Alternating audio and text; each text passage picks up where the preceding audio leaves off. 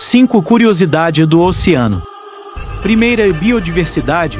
Os oceanos abrigam a maior diversidade de vida do planeta, mas apenas 19% do oceano foi mapeado. Segunda, o oxigênio. A maior parte do oxigênio que respiramos vem dos oceanos, graças à fotossíntese das algas marinhas e dos fitoplânctons. Terceira, a origem da vida. Os oceanos são responsáveis pela origem da vida no planeta Terra.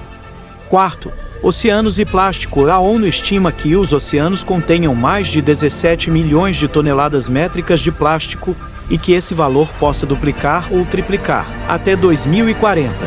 Quinto, o Oceano Pacífico.